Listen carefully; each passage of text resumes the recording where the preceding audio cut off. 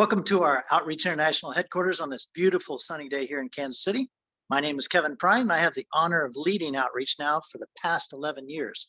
Welcome to this home and family that we've all built together, our donors, our staff, and most importantly, the more than 80,000 people who are pulling themselves from extreme poverty because we partner together.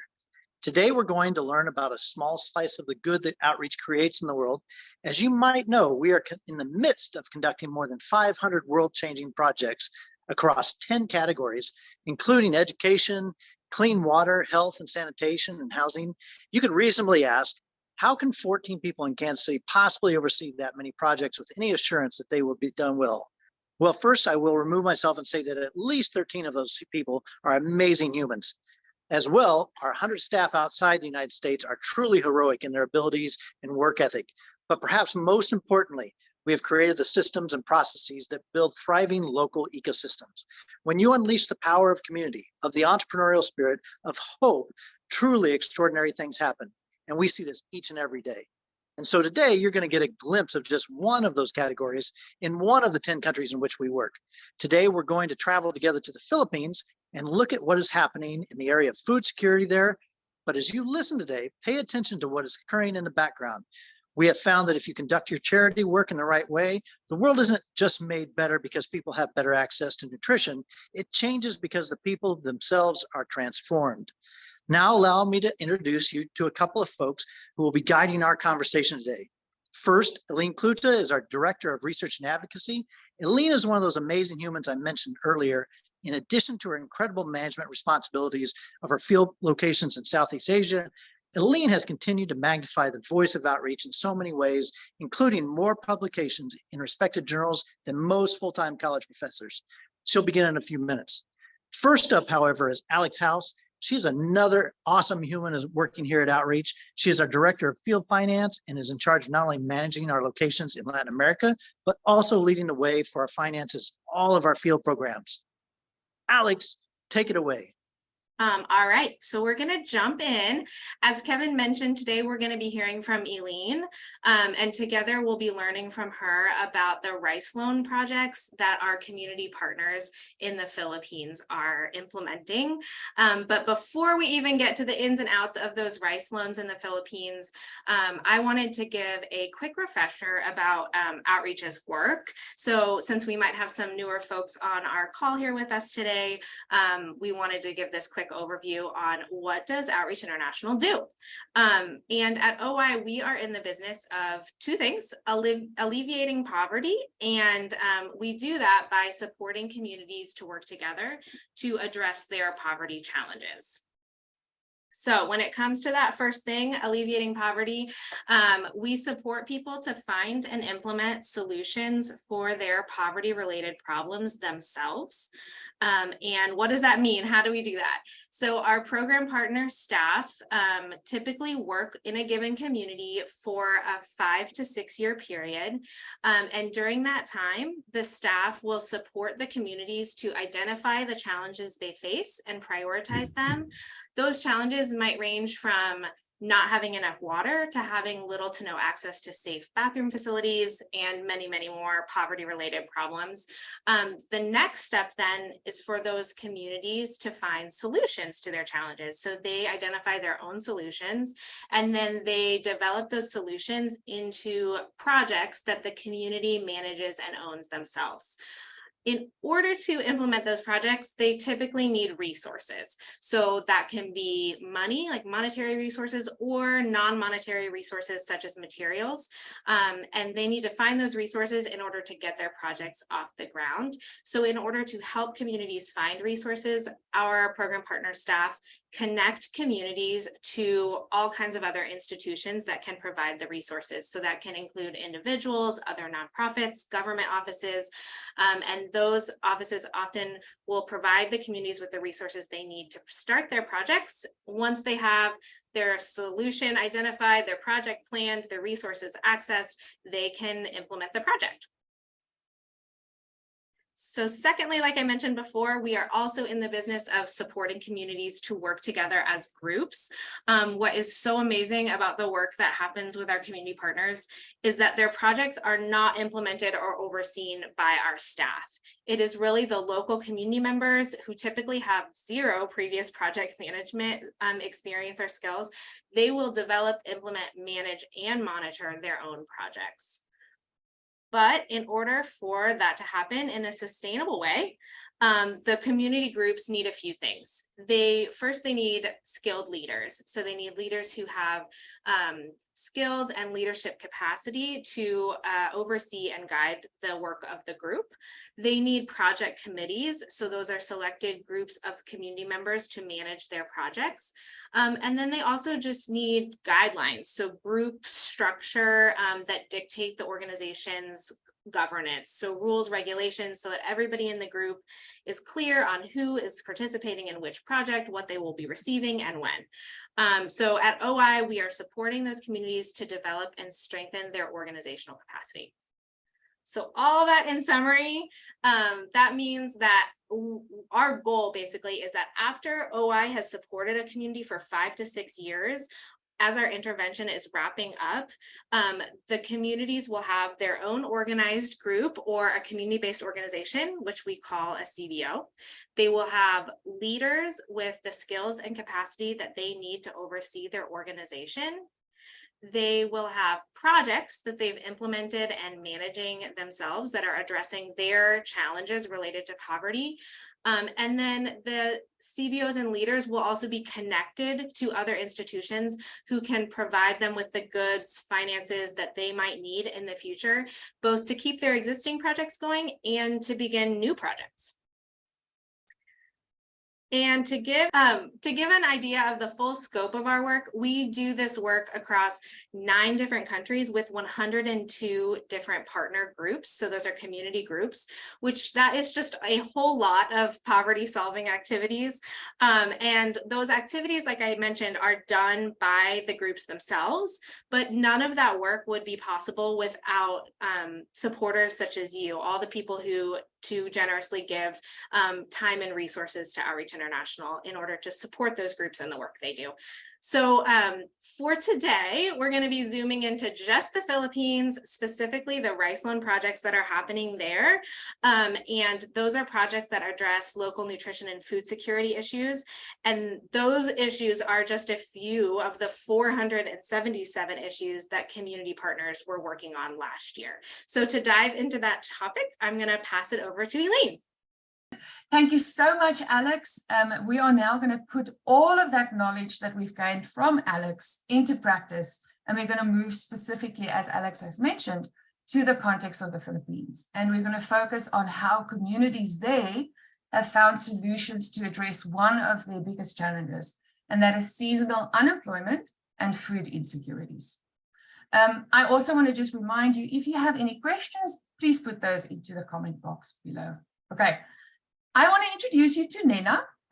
She is a 67-year-old grandmother from Sitio Parang, a rural community in the Philippines where our program partner OPI has supported community development, specifically our really talented staff member there from OPI, Elvis. Let's start with the issue. Very early on in the intervention, one of the first issues that communities in the Philippines face is not having a steady and consistent source of income. Families in Nena's community can earn anything as little as $4 to $5 per day, and they rely mostly on a 7 months of seasonal employment for earning this wage. And that means then that about 5 months of the year can be rather tough for families in these areas. And what's the impact of this kind of seasonal employment? Well, one impact is that it directly impacts families' food security, in particular, the ability for them to put rice on the table. So why rice? It is the Philippine staple, which means it's not only central to people's diet, but it's also how they live their lives in a very cultural, and lots of cultural activities is linked to the production, the growth of rice, and also celebrating rice. And families eat often 3 times a day rice, and then they also eat a lot of it. How much do they eat? It is estimated that an average person in the Philippines eats as much as 240 pounds of rice per year, or that would be, if my math doesn't let me down, 120 kilograms of rice per year. So at a family level, that comes to about an average of 13 to 14 kgs of rice per week. Now, how does uncertain income impact food securities of families? Little to no money then means less rice, and less rice then translates into a couple of life scenarios. The first of this is that families will then often reduce the number of meals as well as how much they eat during these meals. They then often borrow rice from vendors, rice sellers, or other family members or neighbors. And then that comes with the pressure of reciprocity, of having to give back at some point. In some cases, families also are pressured to borrow money from loan sharks, and that comes with an extremely high interest rate and inflexible payback periods. And then that leads them to inevitable perpetual loan cycles, which leaves families deeply indebted. Now we've spoken through the issue. Let's consider a possible, and in this case, a sustainable solution. What Nena and her family communities understood clearly is that they wanted and they needed rice. And they needed rice, especially during times when their income is not that dependable. So rice had to be part of the solution. But just providing rice in the form of a food parcel is not necessarily sustainable. So the group wanted something that will keep on giving beyond just that first initial bag of rice. So with the support of Elvis, Nena and the rest of the community decided that a rice loan is an appropriate solution for this particular issue. So as a group, how would this work? As a group, they would buy rice in bulk, and that will save money for them. Then families, especially during leaner months, would borrow a bag of 50 kgs at about a 2% interest rate per month, and they will pay that back over a 2 to 3 month period. And that would be far lower and a very, very affordable interest rate, and far more affordable than they would get at other places. The repayment and the interest, which is then in cash, would then go back to the group, and then they will use that interest as well as the repaid capital toward a new loan cycle. And there you have it. That is the rice loan concept that they came up with and that they wanted to implement. But as Alex mentioned earlier, having the plan, having the solution is one thing, but then you also need resources to make it happen. So at the time of developing their proposal, Nena and her community, with Elvis's support, calculated that at least 50 households were interested in the loan concept. And so they did the math and they realized that they would need about $2,500 in startup capital. They then developed a proposal as a group, which they then submitted to OI. OI then provided these funds in the form of a grant, and then Nena and her group implemented their first loan cycle in August 2019. But remember, there's that second component, that second level of business that we are in, right? And that's the development and strengthening of groups. So while Nena and her community were analyzing and seeking solutions for their food insecurity concerns, they were also at the same time developing their capacity as leaders, as well as their capacity as a group. And this included things like opening a bank account. It developed their financial skills because they have to do a lot of record keeping throughout. They had to formalize themselves into a registered CBO, which was called PSPA. And then also, as far as leadership is concerned, they need leadership structures and a leadership system. And Nena is the president within that structure. So this means that as a group, they also develop the organizational skills that is very, very much needed to successfully manage projects such as the rice loan. I just want to share the following because this is pretty important. PSPA has a rice loan committee that oversees the management of their rice loan, and that includes buying rice in bulk, collecting the loan funds, and then keeping records of who owes, who still needs to pay back, and so on and so forth. The rice loan is therefore not directly managed or owned by Nena, but rather by the group. I just wanted to share that component. So let's go back to PSPA's rice loan. It's now been 3.5 years since their first cycle. Let's consider how they performed on a financial level. So PSPA implemented their first cycle in September 2019 with $2,588 in startup capital. They've since implemented 14 cycles, and that is about 3 to 4 cycles a year. And at an interest rate or an interest payment of about 100 pesos per bag per cycle, which is about $1.80, they have maintained their cycles throughout. As of April 2023, their loan has grown to $5,044, which includes a total interest accrued of about $2,500. And this means that they have, in 3.5 years, doubled up their startup capital that they received in 2019. In the following graph, so in this graph that we are sharing with you here, you can see the consistent growth of their fund, of their loan fund, as well as the expenses during that particular cycle. So the orange line is the startup capital plus the interest, and the green line is the operating cost. And you can see that PSPA did a very, very good job, and they continue to do so, of making full use of the funds that they have within their rice loan. Okay, let's move on to a next question, and that is how their loan has performed as far as addressing issues around food insecurity within the community.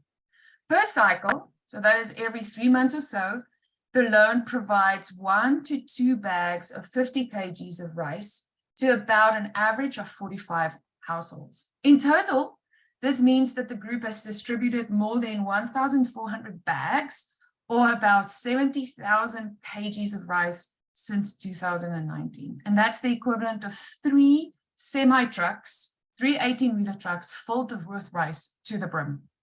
Now, considering that an average family eats about 13 kilograms of rice per week, 2 bags borrowed through their rice loan can then help families stretch their food resources to over in about 2 months, or until the next rice cycle starts. So this helps them to not decrease the amount of rice they eat during a day, and then it also helps them from not having to borrow rice externally and then add additional interest to those loans. So in the following graph, you can see another set of behavior of PSPA's rice loan. And this is in terms of people benefiting and then the number of bags that the group has distributed. And so what PSPA did strategically is they decided, as their fund was getting stronger, to instead distribute more rice per household. So they, from 1 bag per cycle, they ended up distributing 2 bags per cycle. And they can do that as a group because this rice loan is theirs. They have ownership over it, and they are therefore not beholden to externally imposed rules or criteria on how they should manage their rules, their loan. They decide within a group how they want to do that. Okay, so back to the organizational infrastructure component. So the second business that we are in. The rice loans implementation has provided a really, really important learning platform for women like Nena and other leaders to strengthen their project management and then also their financial skills. And in the process, they have also then strengthened their organizational infrastructure as a group. So in 2022, Nena's CBO graduated, which means Elvis's formal intervention and OPI's formal intervention with them is now officially over. But this is not the end we have learned from Nena and her group. They are continuing to oversee the implementation of their projects. And this is not only a rice loan, but they also have a microloan, they have a grocery loan, they have a sanitation project, and all kinds of additional projects. She and another PSPA leader are now also facilitating a sprout intervention in a neighboring community of Junior Campo. And yes, Nena and Naomi have just recently also helped the Sprout community to formulate and submit and also gain the funding needed for their own rice loan. And that rice loan is currently active. They've already distributed rice within that particular community. So additionally, Nena and Naomi are very, very serious about data collection. They've participated in data collection training, and they will then support the Sprout community in Junior Kampo to collect data on their upcoming rice loan as well. All right. What has been the deeper impact of PSPA's rice loan on the community of Sita Parang? We have a wonderful video where Nena will share with you directly what that impact has been. Thanks, Audrey. Magandang araw po. Ako po si Nena, ang Pangulo ng aming organisasyon, PSPA, dito sa Santo Niño 3rd, San Jose City, Nueva Ecija, Philippines. Sa ngalan po ng buong kasapian ng PSPA, aking pinaabot ang aming taus-pusong pasasalamat sa lahat ng bumubuo ng Outreach International at sa lahat ng donors na pumundo ng aming Rice Loan Project. Ang aming proyekto ay malaki na itulong upang ang problema sa pagkain, lalo na sa panahon ng gawat, wala na pong nagugutom. Muli, maraming salamat po sa inyong suporta at tulong sa amin. Mabuhay po kayo. Thank you, Nina. Thank you so much. Okay, so we've learned now from the PSPA loan, and I think it's pretty safe to assume that they have been very successful in implementing their loan and then also addressing food insecurity concerns. But PSPA is not the only group or community partner in the Philippines that have implemented a rice loan. In fact, their loan is still pretty young. As you can see in the following slide, across the last 15 years or so, communities have implemented several rice loans supported by Outreach Philippines. Some years more so than others. And as you can see here, some years as much as 6, and that was in 2013. So let's now consider all of these loans and how all of them have behaved in an aggregated way.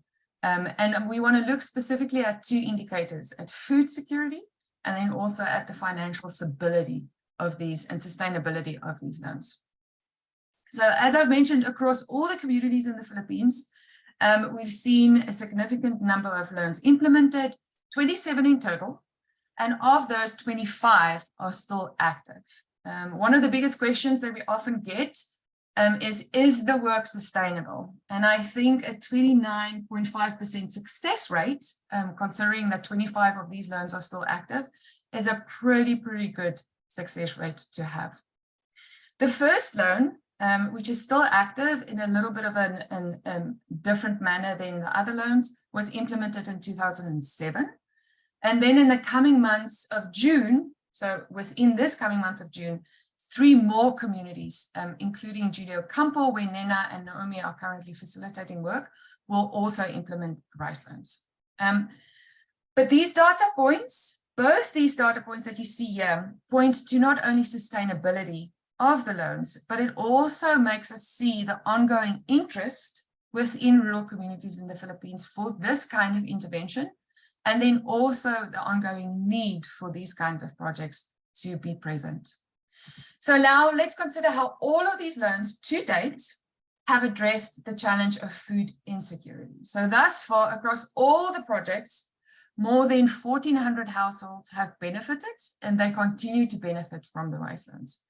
In July 2023, this number will most likely increase by 100 to 150 households when the new rice loans have been implemented.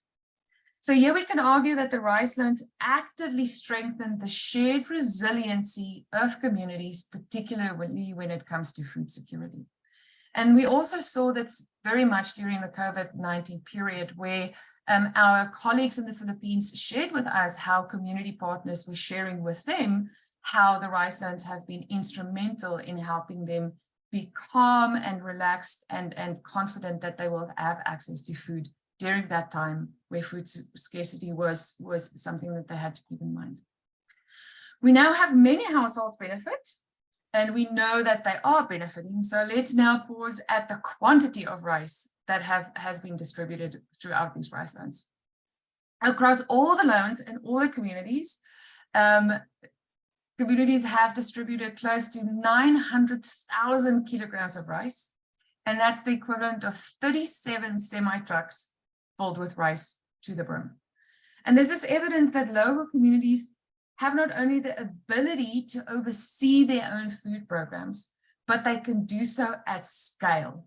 For example, some communities distribute as much as 120 bags of rice per cycle. So that's 12,000 pounds of rice that gets distributed per cycle. And what does this distribution entail? Rice loan committees have to negotiate the price. They have to organize the delivery of the rice, which is a large amount of rice that needs to be delivered. And then they also have to oversee the distribution of this amount of rice across all households. And then, of course, they also have to oversee the payment coming in, and they have to do this across the board with all of their households. And what we've seen with all the rice loans to this point, that they have very stringent and strict rules that they will not administer a next cycle of rice loans until everybody has submitted their payment and paid back their loan. And so that entails significant oversight and management from the rice committee and the leaders within the group. So communities can do this, and they can do it at scale. So we know, and we've seen, that the loans are sustainable, and we also have evidence that they are good in addressing issues around food insecurity. So how have they behaved financially? So let's look at the aggregated loans data across all the loans. The total startup capital to date across all the loans is about $50,000. And that's around an average of $2,000 per loan. And that comes down to an average family cost point of about $34 per household, which is in a perpetual giving across time. Across all the CBOs, the rice loans have a little over $78,000 in circulating capital. The startup capital, therefore, is still very, very active and working toward the CBO's needs in how they want to address not only maybe food securities, but also other concerns within their community.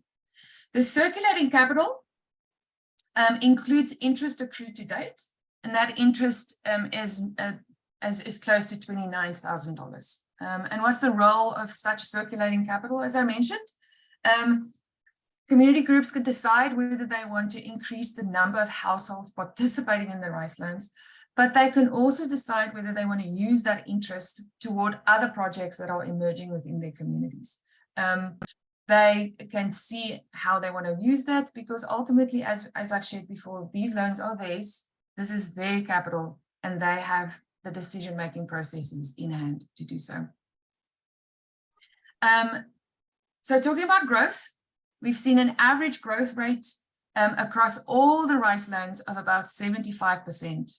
And we know that that's a perpetual level of growth. It's just going onward as time goes by.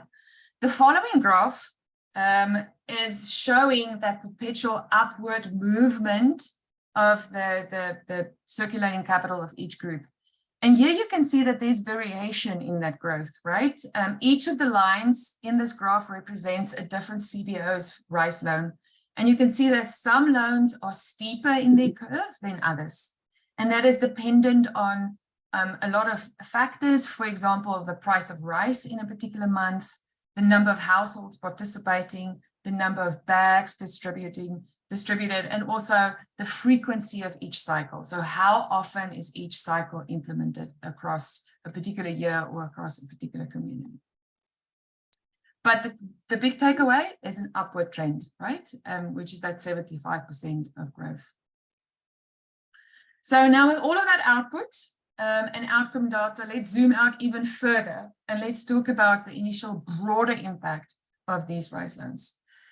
The loans provide families with an easy and affordable solution to their concerns around food access.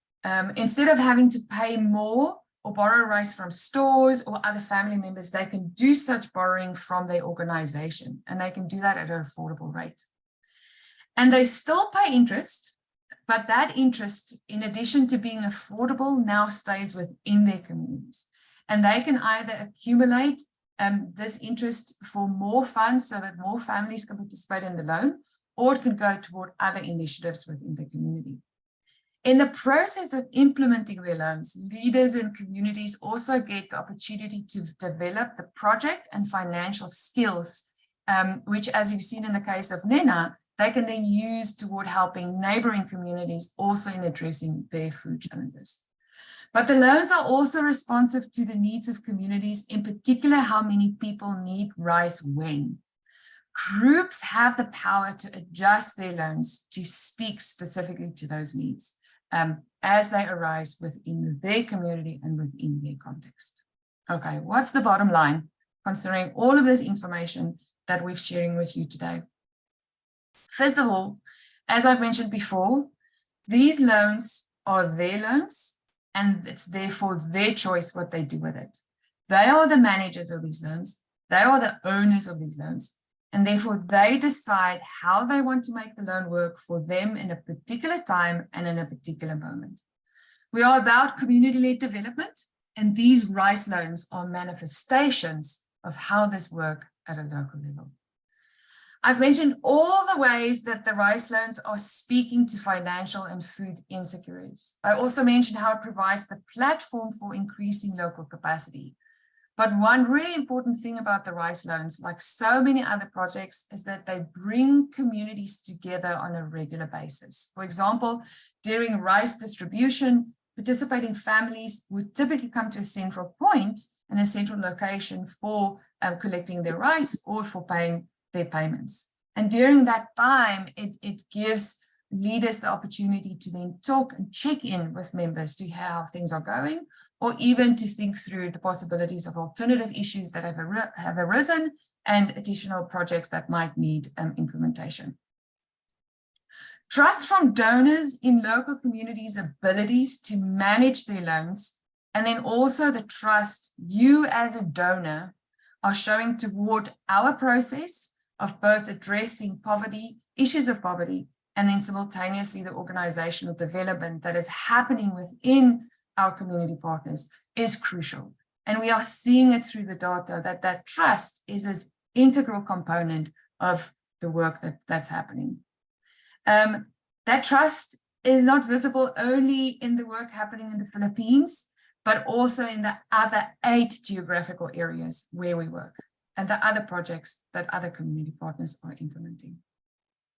But the most essential component of all of this is that the functioning of the loans are done by people like Nena, who not only lead their communities in identifying and seeking solutions for their challenges, but then also lead the charge in making those solutions reality. And without people like her and other leaders, the implementation of these loans will be so much harder. What's next?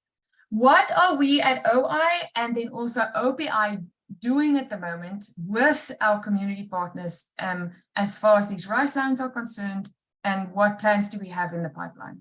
At this point, we have little impact data relating to the savings at a household levels, and then also the impact at a household level.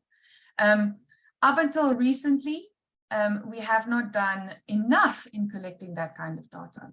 And then in addition to that, we have not done as good of a job maybe in managing our rice loan data collectively at an aggregated level.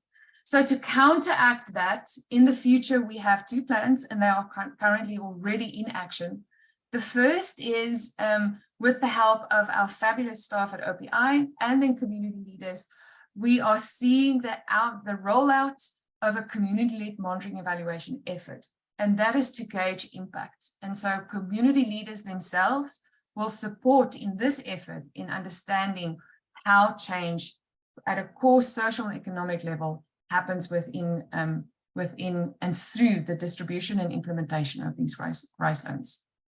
And then as far as the data management is concerned, at OI level, and with the help of Barbara, a senior research assistant of OI, we've moved all of the rice loan data that our practitioners within the Philippines have done a fabulous job in collecting for us over the last couple of years. We are moving all of that data over into Power BI. What is Power BI? And here you see a screenshot of the dashboard in Power BI. It is an online visualization and data management tool And it allows you the possibility to automatically update data as it comes in. So community partners can provide their data, and automatically the aggregated as well as the disaggregated data can live in one central location, such as this dashboard. And then this will not only be great for OI to see how these loans are managed or operating and how they are behaving, but also for our program partner OPI and their practitioners to see how the loans are growing over time, how they are behaving. And then that data becomes then also very, very important to share with our community partners so that they themselves can also see the overall view of how data behave or how their rice loans behave as we see within the data. Okay, that's all from me. Thank you so much. Thank you, Andrea. Before I hand it over to you for our final thanks, I want to say thank you very much for our program partner in the Philippines and for the wonderful and committed and dedicated staff that they have on team for providing us this data, for helping us with giving this data, making sense of the data, and then also specifically for Elvis in supporting PSPA and getting all the information and also the beautiful video we got from Nina from there. Thank you very much. Over to you, Andrea. Thank you so much, Eileen. I want to second all of the gratitude and thanks that you extended to our OPI team. And I also am so grateful to join all of you. My name is Andrea Reed Davis. I am the Chief Field Operations Officer here at OI. And as you can see, our staff and community partners in the Philippines are doing just amazing work to tackle their issues of food security and insufficient seasonal income. With just a bit of startup capital from outreach and you as our supporters, they have grown long-term sustainable projects that will keep benefiting their communities for years and years to come. And we're so grateful for the chance to share all of this with you. So thank you again for your interest in wanting to learn more about the work that is happening around the world and with Outreach International's incredible partners. And thank you as always for your valuable support. This allows us to do this important work. So all the best to you, and we hope that we see you next time. Thanks.